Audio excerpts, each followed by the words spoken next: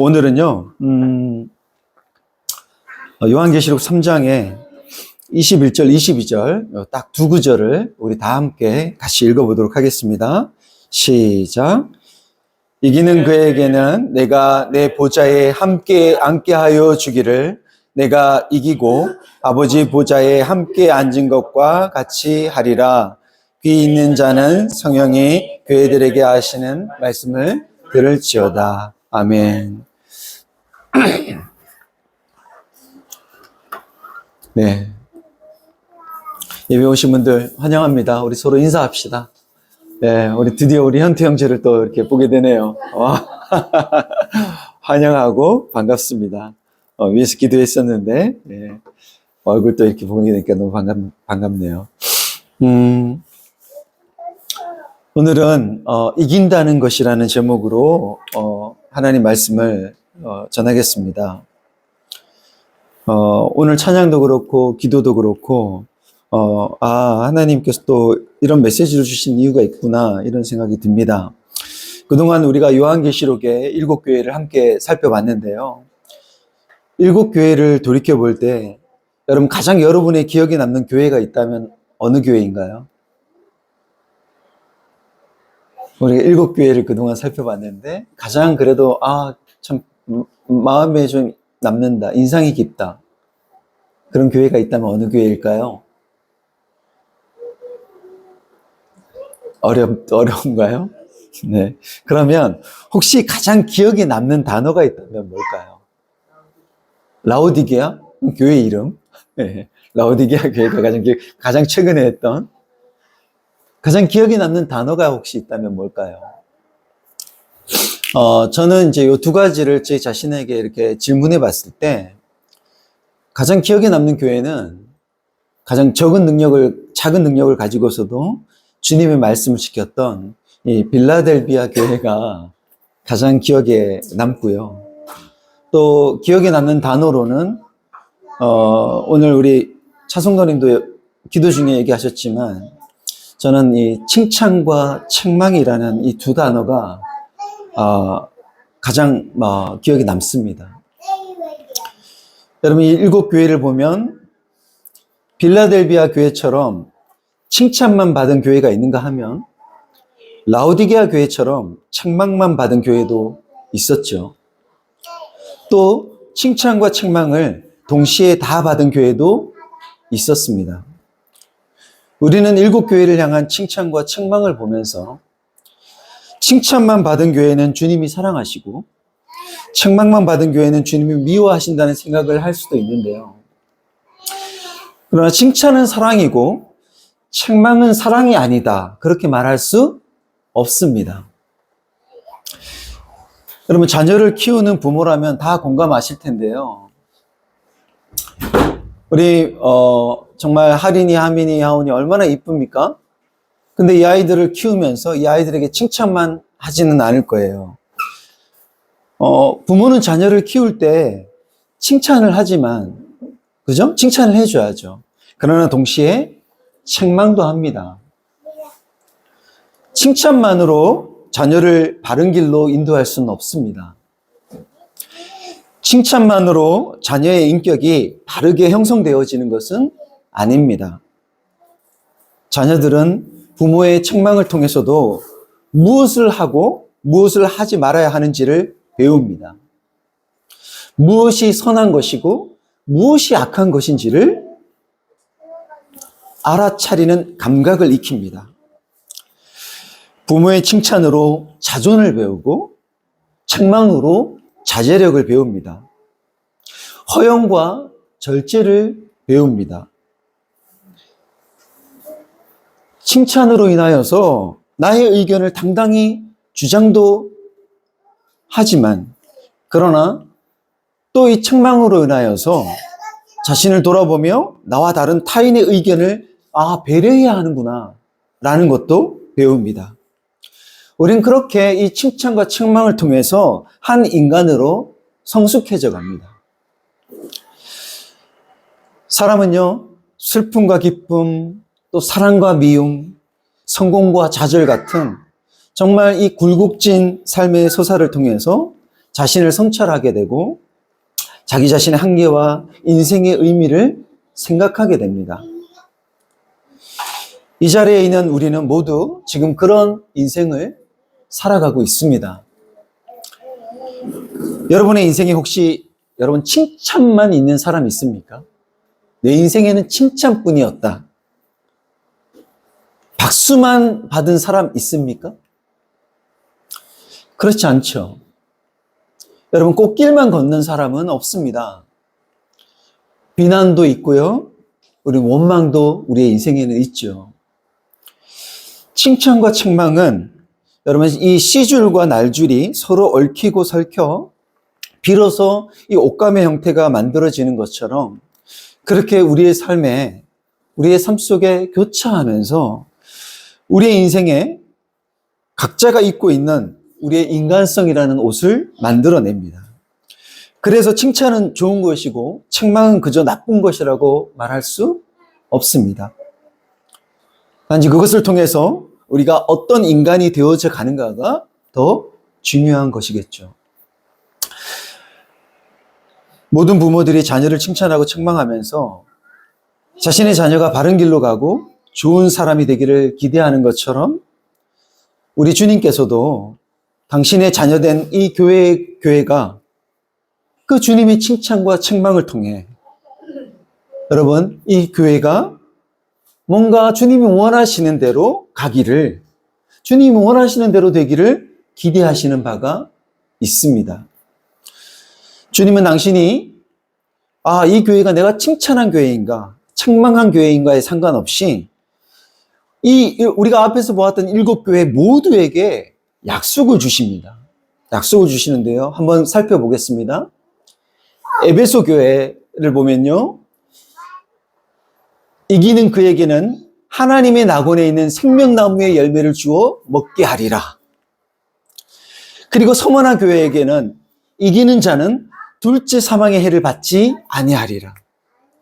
그리고 버가모 교회를 향해서는 이기는 그에게는 내가 감추었던 만나를 주고 또 흰돌을 주겠다. 그리고 두아디라 교회를 향해서는 이기는 자와 끝까지 내 일을 지키는 그에게 만국을 다스리는 권세를 주겠다. 그리고 사대 교회에게는 뭐라 얘기합니까? 이기는 자는 이와 같이 흰옷을 입을 것이요 내가 그 이름을 생명책에서 결코 지우지 아니하고 그 이름을 내 아버지 앞과 그의 천사들 앞에서 시인하리라 하십니다.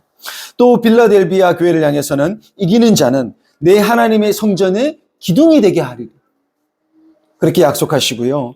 그리고 라오디게아 교회를 향해서는 이기는 그에게는 내가 내 보좌에 함께 앉게 하여 주기를 내가 이기고 아버지 보좌에 함께 앉은 것과 같이 하리라 약속하십니다. 여러분 이 약속들 우리를 종합해 보면 당신처럼 존귀한 자가 되게 하시겠다는 것입니다. 그 교회를 그런 존귀와 영광스러운 자리에 앉게 하겠다는 것입니다. 바로 하나님의 보좌에 그들을 앉게 하시겠다는 것이죠. 이 3장까지 7교회를 향해 이렇게 칭찬과 책망을 하신 후에 우리가 이제 다음에 4, 5장으로 들어갈 터인데 그 4, 5장으로 넘어가면요. 하나님의 그 보좌에 대해서 아주 집중적으로 말씀을 하시거든요. 아마 그렇게 이 보좌에 대해서 그렇게 길게 설명하시는 것도 아마 이런 이유에서인 것 같습니다. 오늘 말씀에서처럼 내 보좌에 함께 앉게 하겠다는 이 약속은 이기는 자에게 주시는 약속입니다. 즉, 주님은 우리가 이기기를 원하신다는 것이죠. 그것을 기대하시는 겁니다. 그러니 여러분 칭찬과 책망을 받을 때 우리가 중요한 것은 뭐냐? 바로 잘 이기는 것입니다. 그러면 이긴다는 것은 뭘까요?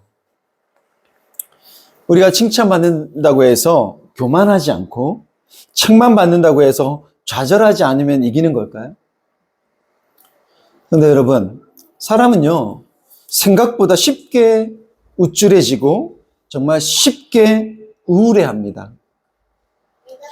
어떤 이들은 하루에도 수없이 이 사이를 왔다 갔다 합니다. 그것이 이 깨어진 세상을 살면서 우리가 경험하는 우리 자신의 모습이요, 우리의 인생이요. 또 그러한 것이 바로 아주 지극히 자연스럽고 정상적인 것입니다. 만일 이기는 것이 우쭐하지 않고 우울하지 않는 것이라면 우리는 모두 패배할 수밖에 없는 사람일 것입니다. 교회는 어떨까요? 교회 역시 칭찬을 받기도 하고 책망을 받기도 합니다. 그리고 그로 인해서 때론 교만하고 때론 좌절합니다. 우리가 교회의 역사를 통해 보는 교회의 모습은 여러분 이것을 끊임없이 반복해 왔음을 우리는 교회의 역사를 통해 봅니다. 만일 이기는 것이 교만과 좌절을 극복하는 것이라면 교회는 이긴 적이 없는 셈이요, 앞으로도 이길 가능성이 없을 것입니다. 왜요? 우린 계속 그것을 반복하는 그 삶을 살아요. 그렇다면 성경이 말하는 정말 이긴다는 것은 뭘까요? 우리 믿음의 선진들의 인생을 통해서 그것이 무엇인지 함께 살펴볼 텐데요. 히브리서 11장은 많은 믿음의 선진들, 우리보다 앞서서 이 믿음의 길을 갔던 사람들에 대한 그들의 인생에 대한 소개를 하고 있습니다. 그들 역시 우리처럼 이 시줄과 날줄이 교차하는 아주 복잡한 인생을 살아온 사람들입니다. 여러 사람들이 있지만 우리가 믿음의 조상을 대표하는 아주 상징적인 인물인 아브라함, 이 아브라함을 먼저 볼 텐데요. 히브리서 기자는 이 아브라함의 인생을 이렇게 요약합니다. 믿음으로 아브라함은 부르심을 받았을 때 순종하여 장래의 유업으로 받을 땅에 나아갈새 갈 바를 알지 못하고 나아갔으며 믿음으로 그가 이방의 땅에 있는 것 같이 약속의 땅에 거류하여 동일한 약속을 유업으로 함께 받은 이삭 및 야곱과 더불어 장막에 거하였으니 이는 그가 하나님이 계획하시고 지으실 터가 있는 성을 바랐습니다. 자, 이 아브라함의 인생을 이렇게 요약하고 있는데요. 뭐라 얘기하냐면 이 아브라함이 갈 바를 알지 못하고 나아갔다는 거예요. 갈 바를 알지 못하고 나아갔다는 것은 자기가 가는 곳이 어떤 곳인지도 모르고 떠났다는 것입니다. 자기 앞날에 무슨 일이 있을지 알지 못한 채. 그러니까 얼마나 막막한 인생이었겠습니까? 얼마나 막막했겠습니까? 또 하나님이 약속하신 약속의 땅에 들어갔으면서도 그 약속의 땅에 살면서도 거기에서 뭐 하였다고요? 거류하였다고요. 여러분, 이 거류라는 단어, 이 거류하였다라는 건 임시로 머물러 살았다는 뜻입니다. 임시로 머문 거예요. 내가 영원히 머물 곳이 아니라 임시로. 그러니까 여러분 어떻습니까? 여러분 임시로 머무는 나그네들의 삶은 어때요? 불안한 삶이죠. 그래서 그가 거류하면서 그곳에서 나그네로, 외인으로, 난민으로 살아가면서 때론 자신에 대해서 호의적이기도 하고 때론 적대적인 그곳에서 내가 여기서 이렇게 불안한 삶을 살면 안 된다.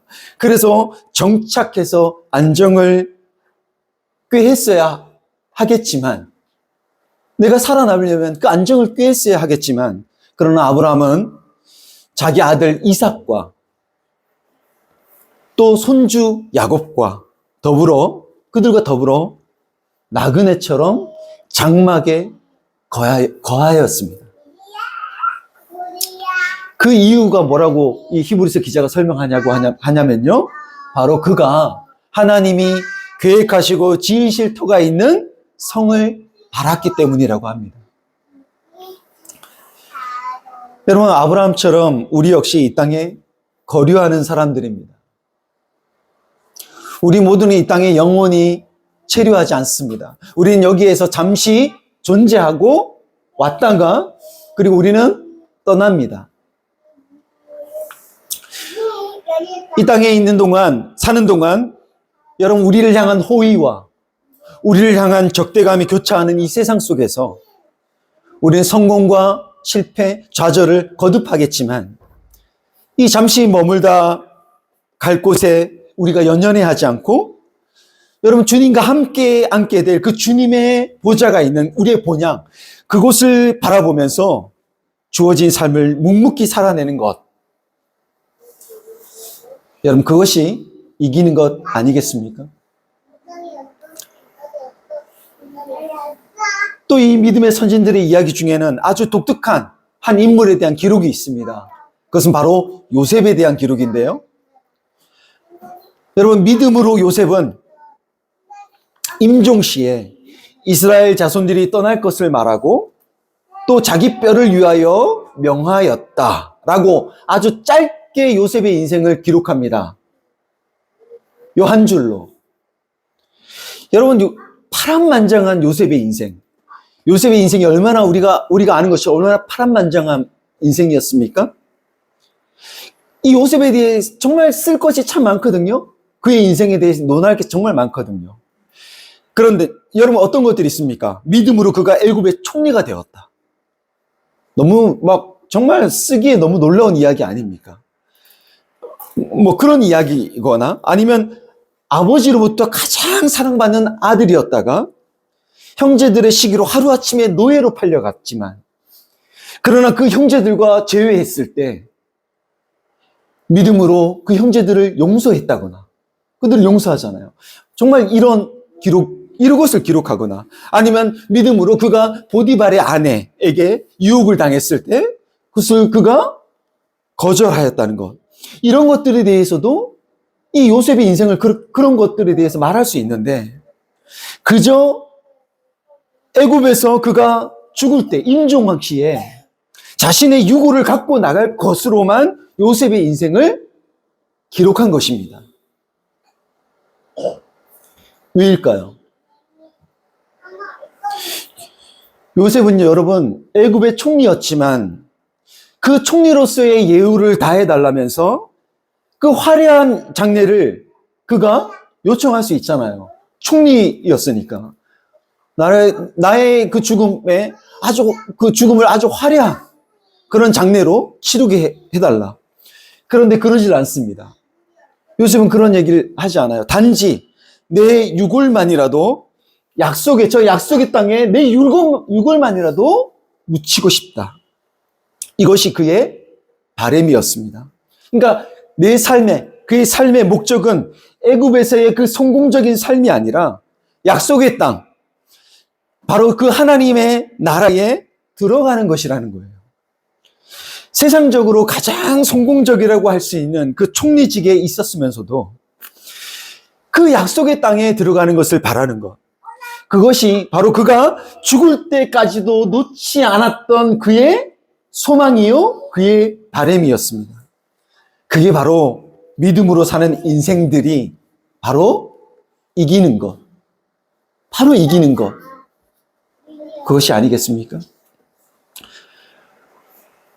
또 믿음으로 모세는 장성하여서 바로의 공주의 아들이라 칭함받기를 거절하고 도리어 하나님의 백성과 함께 고난받기를 잠시 죄악의 낙을 누리는 것보다 더 좋아하고 그리스도를 위하여 받는 수모를 애굽의 모든 보화보다 더 큰 재물로 여겼으니 이는 상 주심을 바라봄이라고 이 모세의 인생을 기록하고 있는데요.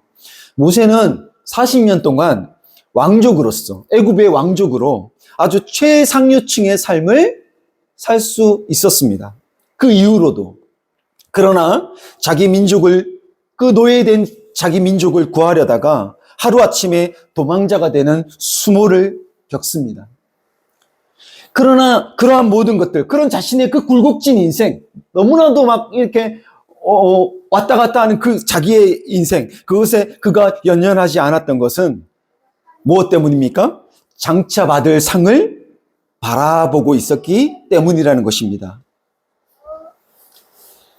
그것을 바라는 것, 그것이 바로 이기는 것 아니겠습니까? 성경이 말하는 이 이긴다는 것, 이것은요, 우리 인생에 있을 수밖에 없는 칭찬과 책망을 통해 여러분 우리 한계를 깨닫고 궁극적으로 우리를 완성하실 주님을 끝까지 바라보는 것입니다.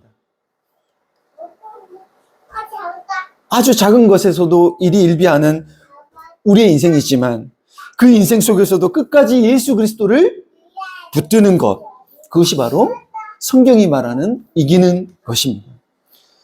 칭찬받으면 교만하지 않고 책망받으면 좌절하지 않는 것이 이기는 것이 아니에요.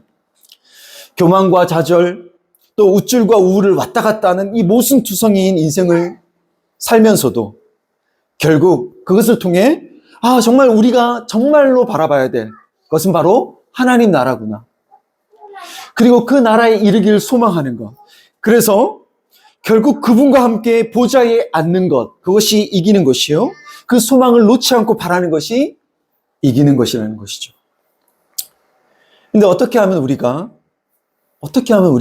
이길 수 있을까요? 주님께서 어떻게 이기셨는지를 히브리서 12장 2절에서는 이렇게 기록합니다. 믿음의 주여 또 온전하게 하시는 이인 예수를 바라보자. 자, 그분이 어떻게 하셨냐? 그는 그 앞에 있는 기쁨을 위하여 십자가를 참으사 부끄러움을 개의치 아니하시더니 하나님 보좌 우편에 앉으셨느니라.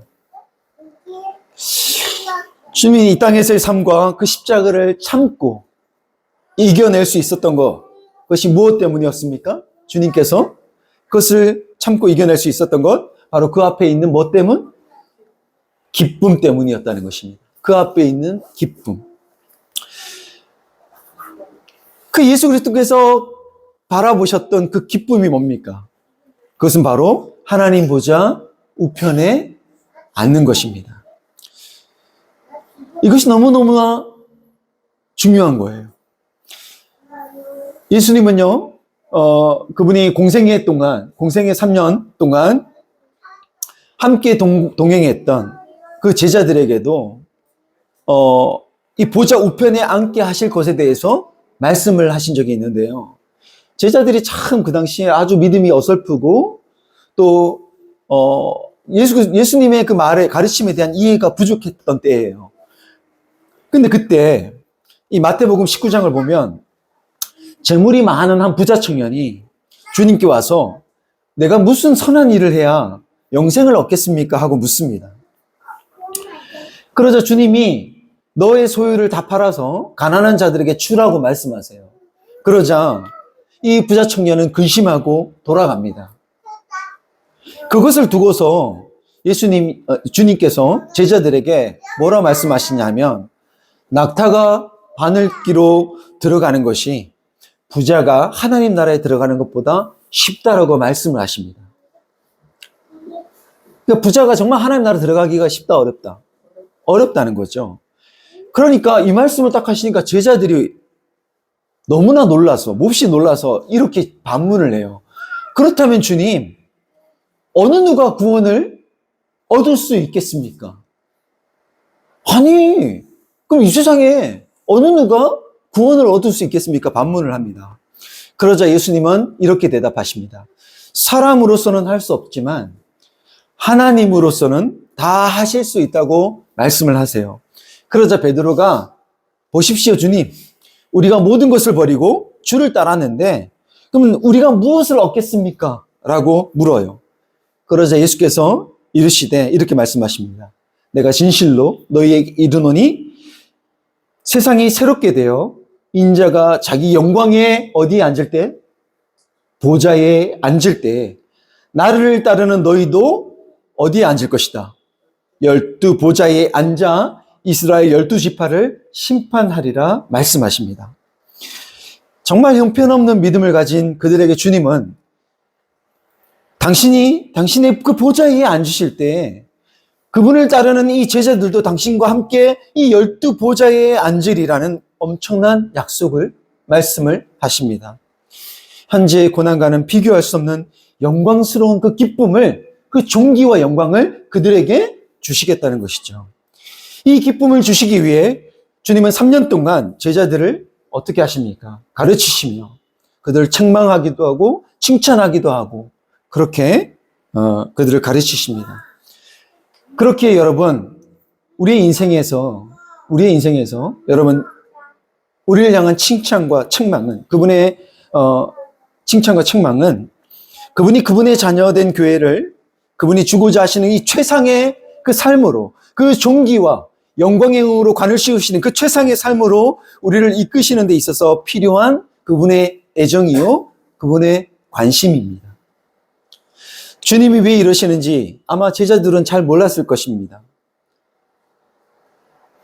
그러나 이 십자가의 고통도 이기게 하는 이 하늘 보좌에 아는 그 영광스러운 그 기쁨이 이제 후에 그들에게도 소망이 되었을 때, 그들에게도 그것이 희망이요 소망이 되었을 때 그들의 삶을, 그들의 현재를 대하는 그 태도가 달라졌을 것입니다.